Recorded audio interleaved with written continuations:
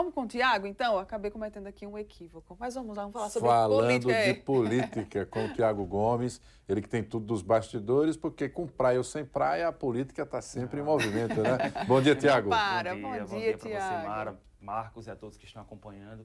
Olha, nós vamos repercutir o depoimento que aconteceu ontem do influenciador alagoano Rilco Melquiades na CPI das Bets, né, lá no Senado Federal. Ele, por algumas horas, ele respondeu as perguntas dos senadores. Os senadores tinham algumas perguntas importantes para tratar com ele. Ele que foi um dos alvos da Operação Game Over da Polícia Civil aqui de Alagoas. No depoimento, em resumo, Rilco Melquiades negou qualquer tipo de irregularidade cometida durante o seu trabalho com esses jogos de aposta, jogos de azar, e também falou que que queria continuar falando sobre o assunto. Vamos então acompanhar.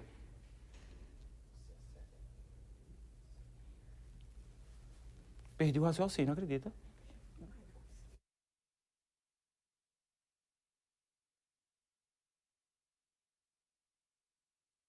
Com plataformas de apostas foi só como influenciador.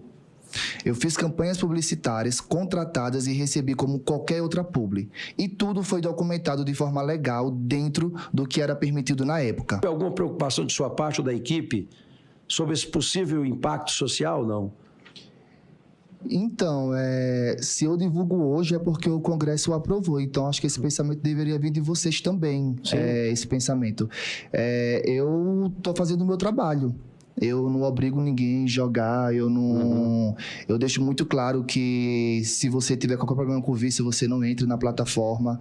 Eu sempre deixo as coisas muito claro que é um jogo. E eu sempre falo também, desde que o mundo ele é mundo, nenhum jogo ou você ganha ou você perde.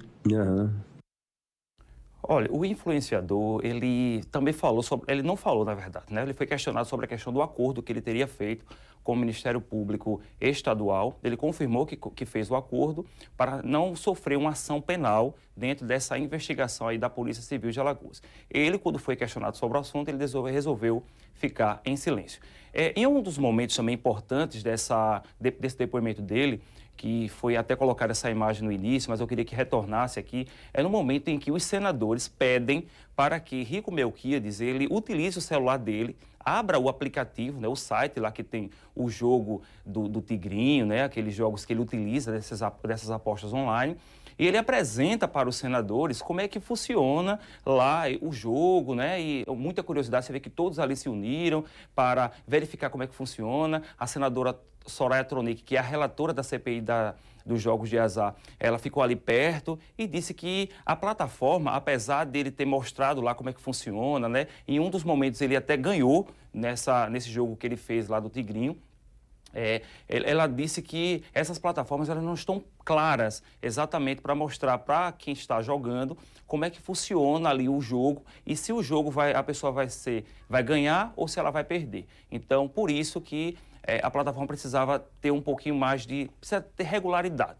Na verdade, essas foram as palavras da senadora Soraya Tronic. Então, só reforçando, o Rilco Melquiades, ele foi convidado, né, para participar dessa CPI das Bets, né, ele foi convidado para prestar depoimento, justamente para falar sobre a sua participação nessas apostas, nesses jogos, e também contribuir com essa investigação dos senadores. Tá? Ele negou, realmente, qualquer tipo de irregularidade, e você vê que, só frisando, que em alguns momentos ele disse o seguinte, ele só divulga essas plataformas porque o Congresso autorizou, sendo criticado, inclusive, pelos senadores da oposição que estavam, no momento, ali do depoimento.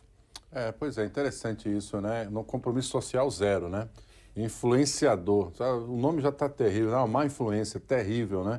Porque não tem compromisso. Não, fiz o meu trabalho. O trabalho para ele é receber dinheiro da publicidade e a sua vida, a do seu filho, você que vive seguindo influenciador, pouco interessa e pouco importa. Jogou a responsabilidade para casa, a casa ali, né, estremece, porque obviamente só pensaram nisso agora, passou todo esse tempo aí e agora que eles estão preocupados com essa situação. Vamos mudar de assunto, porque o outro também não é fácil, não. O governador Ronaldo Caiado, que é governador do Mato Grosso, é um pré-candidato, ou tem se apresentado como pré-candidato à presidência da República. Só que o nome dele como pré-candidato, divide o voto da direita. Sabe qual foi a última que ele inventou? Que se for eleito, dará anistia a Bolsonaro. Ou seja, ele até já condenou o Bolsonaro, né? Já condenou o já Bolsonaro. Sabe que ele vai ser condenado. Né? Tem duas questões aí, Marcos, que a gente queria analisar. Ele deu uma entrevista ao Estúdio I da Globo News recentemente e foi questionado sobre a questão da anistia. Como é que ele se posiciona em relação a isso, já que não existe consenso na base inteira em relação ao assunto. Mas o fato é o seguinte, ele disse, olha, eu fui o primeiro a falar sobre o assunto lá atrás, segundo ele. Disse que esse assunto precisava ser pacificado e se ele for eleito presidente, ele vai dar anistia ao presidente Jair Bolsonaro, porque ele tem esse compromisso com o presidente. Na verdade, ele está fazendo isso para se aproximar, para ser o candidato único da extrema-direita, porque nós sabemos que Jair Bolsonaro está inelegível até 2030 pelo Tribunal Superior Eleitoral, justamente por abuso de poder político e também por uso irregular dos veículos de comunicação. Então, por isso, Bolsonaro está inelegível e tem alguns pré-candidatos da extrema-direita e do centro-direita e Ronaldo Caiado quer, então, ser esse candidato escolhido. Mas vamos ver, então, o que foi que ele falou em entrevista à Globo News.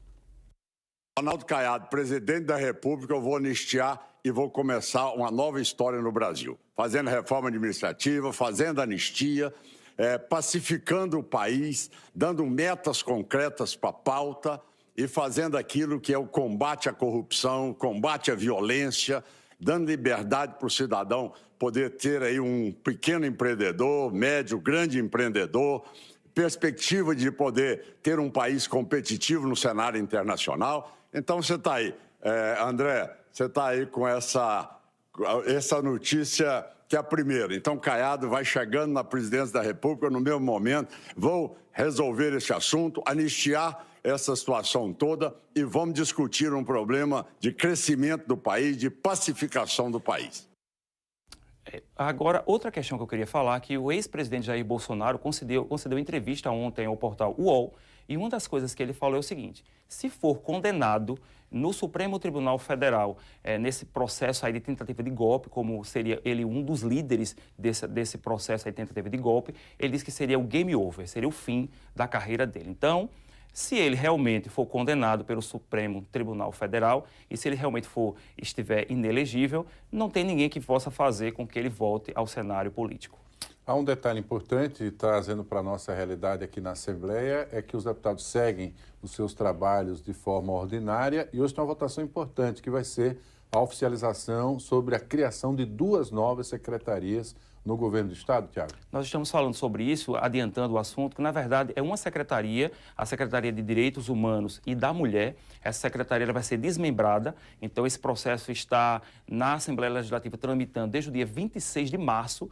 O governador pediu autorização à Assembleia para fazer esse desmembramento, alterar a lei delegada.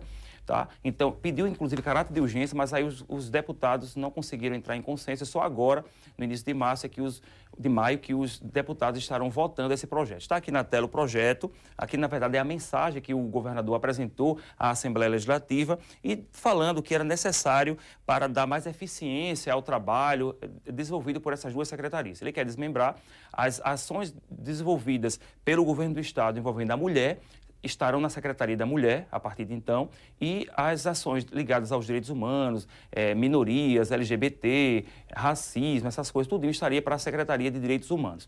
Todas as 2 serão 2 secretarias diferentes, então o projeto vai ser votado hoje em segunda votação e depois dessa segunda votação segue então para a sanção do governador Paulo Dantas.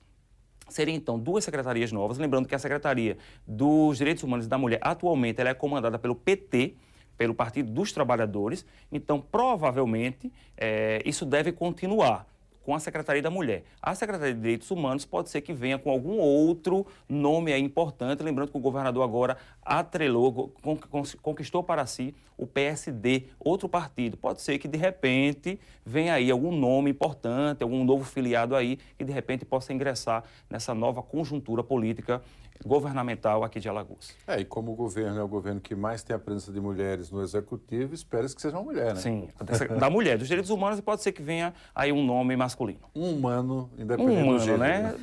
De Bastidores da política alagoana. Tiago, muito obrigada pela sua participação aqui junto com a gente hoje no Boletim Gazeta. Bom dia. Valeu, Marcos, obrigada, Show bom de bola. dia. Ainda garantimos o almoço.